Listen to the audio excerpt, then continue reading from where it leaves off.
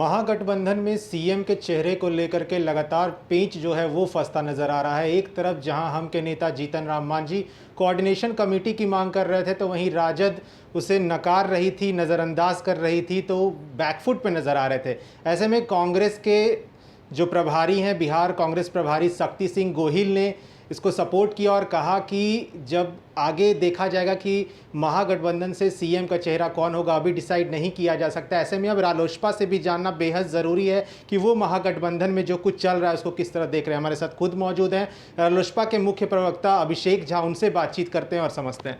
Sir, महागठबंधन में जिस तरह से अभी चल रहा है कि सीएम का चेहरा को लेकर के क्या लगता है, आप क्या कहेंगे? देखिए, महागठबंधन में जो भी मुद्दे हैं, हमने भी कहा था कि कोऑर्डिनेशन कमेटी अब तक बन जानी चाहिए थी। कोऑर्डिनेशन कमेटी बन जाती तो जो भी विभिन्न मुद्दे हैं महागठबंधन के अंदर, उन सब का निराकरण और निवारण वहाँ से हो गया रहता। खैर, अभी आपने देखा है कि शक्ति सिंह गोहिल जी आए हैं और हमारी पार्टी की तरफ से भी 3 लोगों को अधिकृत किया गया था। आदरणीय राष्ट्रीय अध्यक्ष उपेंद्र कुशवाहा जी ने 3 सदस्यीय कमेटी बनाई थी। वे लोग भी जाकर मिले थे आरजेडी के प्रदेश अध्यक्ष जगदानंद प्रसाद सिंह जी से, और मुझे लगता है बहुत सकारात्मक बातचीत हुई है और समय रहते सब कुछ ठीक हो जाना चाहिए।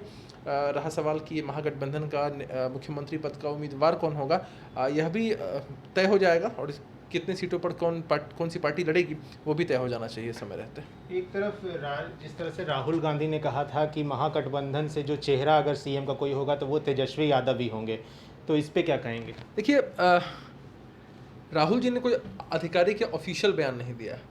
उनकी बैठक हुई थी, उस बैठक में आप लोगों ने अनुमान लगाया, आपको अपने सूत्रों से इस बात की जानकारी मिली।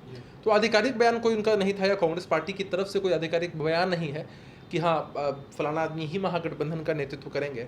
मामला यह है कि महागठबंधन के अंदर जब 5 घटक दल हैं, 5 लोग हैं, तो कोई एक तो फैसला ले नहीं सकता है, और कोई एक फैसला अगर ले भी ले तो सर्वमान्य तभी हो पाएगा जब 5 लोग उस पर राजी हो जाएंगे। हमारी पार्टी ने भी ना किसी का विरोध किया है, ना समर्थन किया है।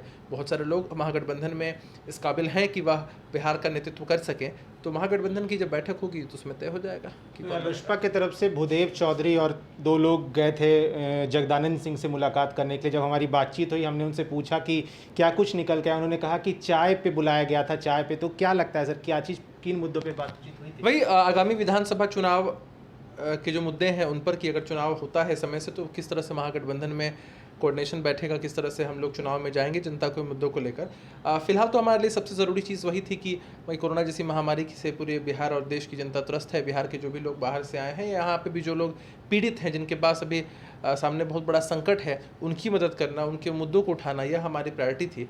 हालांकि हम लोगों ने कहा कि चुनाव कराना ज़रूरी नहीं है इस संकट की घड़ी में। जब सब कुछ रुक चुका है तो चुनाव भी आराम से रोका जा सकता है। लेकिन अगर इलेक्शन कमीशन यह डिसाइड करेगा कि चुनाव समय से ही होने हैं, तो फिर हम लोग देखेंगे कि चुनाव की तैयारी कैसे हो पाएगी। तो यही सारी बातें हुई भी थी उस दिन, और इन्हीं मुद्दों पर महागठबंधन की बैठक होगी भी। अलग से आरएलएसपी के लोग आरजेडी के लोगों से मिले थे, और कांग्रेस के भी लोग मिल रहे हैं आरजेडी के लोगों से। इस तरह से सब कुछ समय रहते ठीक हो जाएगा। कोऑर्डिनेशन कमेटी को लेकर क्या कहेंगे? लगातार जीतन राम मांझी कह रहे हैं कि कोऑर्डिनेशन कमेटी बन जानी चाहिए, लेकिन अभी तक इस पर कोई हुआ नहीं है। देखिए, कोऑर्डिनेशन कमेटी से कोई नुकसान नहीं हो सकता है। सबसे पहली बात, ये 5 लोगों को मिलकर कहीं चलना है और बिहार की जनता के मुद्दों को लेकर चुनाव में जाना है, तो इसके लिए बेहद ज़रूरी है भाई 5 लोगों को चलना है, कहीं जाना है तो बैठेंगे ना, कोऑर्डिनेशन कमेटी बनाएंगे, बैठेंगे, डिस्कस करेंगे जनता के जुड़े मुद्दे क्या हैं, किस मुद्दे को कहाँ कैसे उठाना है, कैसे जनता के हितों की बात करनी है। तो कोऑर्डिनेशन कमेटी से कोई नुकसान हो ही नहीं सकता है किसी को भी। आप कोई भी सकारात्मक पहल करेंगे तो उससे किसी को कोई नुकसान नहीं होगा। तो कोऑर्डिनेशन कमेटी तो अब तक बन जानी चाहिए थी। हालांकि हम लोग आशान्वित हैं कि बहुत जल्द कोऑर्डिनेशन कमेटी बन जाएगी और सारे जो मामले मसले हैं वो भी सुलझ जाएंगे, फिर हम जनता के मुद्दों को लेकर चुनाव में जा पाएंगे। चुनाव आयोग के फैसले को किस तरह देखते हैं? क्योंकि अब आज चुनाव आयोग का एक फैसला आया है कि अब जो विधानसभा चुनाव हो वो एकदम सही समय पे होंगे, इसको लेकर किस तरह देखिए, इस तरह की महामारी की कल्पना किसी ने भी नहीं की थी, हमने भी नहीं की थी और आपने भी नहीं की होगी कभी भी। हमने अपने पूर्वजों से भी कभी नहीं सुना था कि इस तरह का भी कुछ हो सकता है दुनिया में, जिसने दुनिया की रफ्तार को रोक दिया है। दुनिया एकदम स्तब्ध है कि यह क्या हो रहा है हमारे साथ। ऐसी परिस्थिति में जब पूरे विश्व में लॉकडाउन हुआ, इंडिया में भी इतने लंबे समय तक लॉकडाउन रहा और सारी ज़रूरी सेवाएं सिर्फ चालू रहीं, उसके अलावा सब कुछ बंद कर दिया गया, इकोनॉमी ध्वस्त हो गई इंडिया की, इतनी परेशानियां हुई, तो इन सब के बीच में चुनाव हो ऐसा ज़रूरी नहीं है भाई। जहाँ जान है तो भी जहान है, लोग जो वोटर्स हैं वो जीवित रहेंगे, बिहार की जनता और देश की जनता सुरक्षित रहेगी, तभी चुनाव का कोई मतलब है। तो हम लोग ऐसा चाहते हैं कि स्थिति की भयावहता को देखते हुए चुनाव को पोस्टपोन भी अगर करना पड़े तो कर देना चाहिए।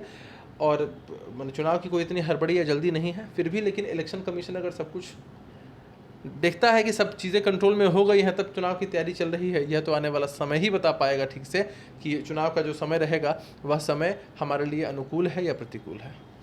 राजधानी पटना में कल से लॉकडाउन भी हो रहा है, इसको लेकर के क्या कहेंगे? क्योंकि लॉकडाउन हो रहा है, कुछ लोगों का ये भी कहना है कि लॉकडाउन और पहले होना चाहिए, कहीं ना कहीं इस फैसले में देरी हुई है।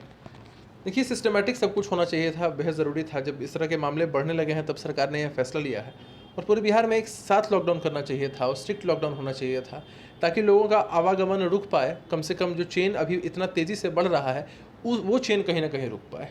तो लॉकडाउन होना चाहिए था और स्ट्रिक्टनेस के साथ इसका पालन होना चाहिए, ये हम मानते हैं। फर्स्ट झारखंड से बात। Thank you so much.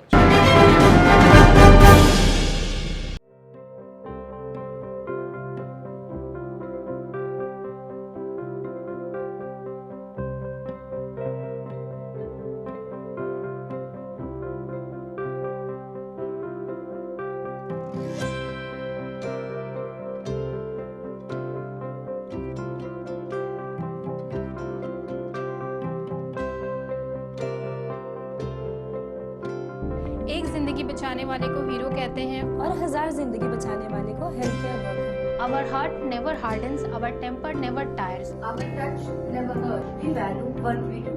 We at Paras work for cause, not for applause. Lockdown के समय, लॉकडाउन के बाद हम हैं आपके साथ।